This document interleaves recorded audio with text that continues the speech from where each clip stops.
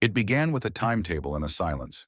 Midnight at the old station has a way of flattening sound ticket machines, click like distant heartbeats, vending machines sigh, and the digital board blinks updates nobody reads. At precisely 07, the 1210 northbound arrives as it always had, a silver blur easing into the platform. It is the kind of train that most of the town forgets to notice. An overnight commuter route, utilitarian, dependable. Yet on one particular night, it carried a passenger who would unsettle memory itself. Those who were waiting that night remember the ordinary things. A man in a wool overcoat smoking under the awning, a student with headphones and a bag of takeout, a tired nurse checking her shift times. They remember the train doors sliding open with a pneumatic sigh and the low murmur of passengers moving inside. They remember with uncanny clarity stepping back to let someone pass, a woman in a pale dress, hair pinned high, a small leather suitcase in her hand. She smiled. She spoke no more than a word to anyone, and when she stepped into the carriage, the light seemed to bend differently around her. Some would later describe a faint perfume, like rain on hot iron, lingering long after she had gone. The strange part is this: the train's manifest listed no such passenger. Surveillance footage shows a woman boarding, but on playback there is a frame, one brief, pixelated second, where she is gone, as if the camera skipped her entirely.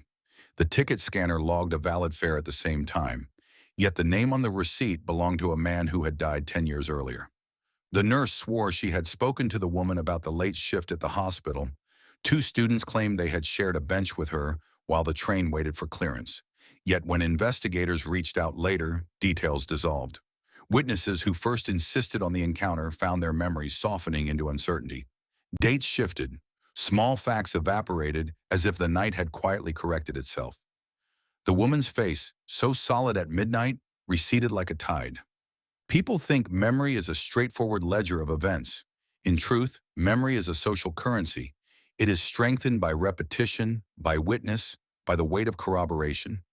When only a few people claim the same peculiar experience, and when official records offer contradictions, the mind does what it always does. It negotiates. Some rewrote their stories to match what officialdom presented.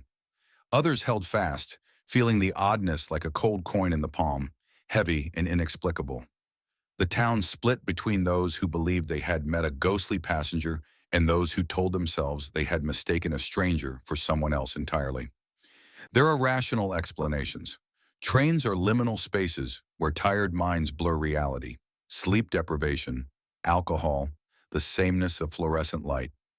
Technical glitches create phantom entries. A passenger might have used an old ticket. A face in a fleeting beam of light can become hard to place later. Yet the most unsettling detail resists such tidy accounts. The woman seemed to affect people's names. A retired teacher, certain she had handed the woman a newspaper, could not now recall her own surname. A commuter who had joked about the woman's suitcase later discovered an envelope inside a seat pocket, an envelope with his handwriting, containing a letter he had written and never mailed. Stories like this hitch themselves to something deeper, the way places hold echoes. Stations are repositories of arrivals and departures, of promise and regret. They collect the small decisions we make in haste, the apologies deferred, the calls not made, and sometimes, some believe, they return them in altered form.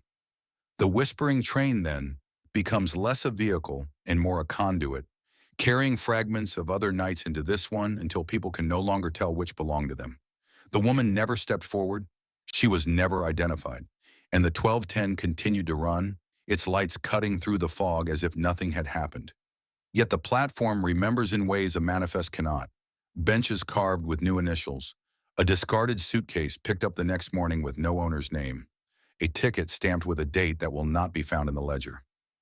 Those who still wake to the sound of an approaching train sometimes close their eyes and try to call a name they half remember, as if testing whether the past can be nudged back into place.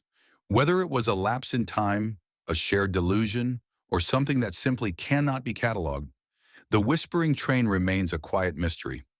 It teaches us that not all passengers are accounted for, not all departures are final, and that sometimes the night keeps a record only it can read.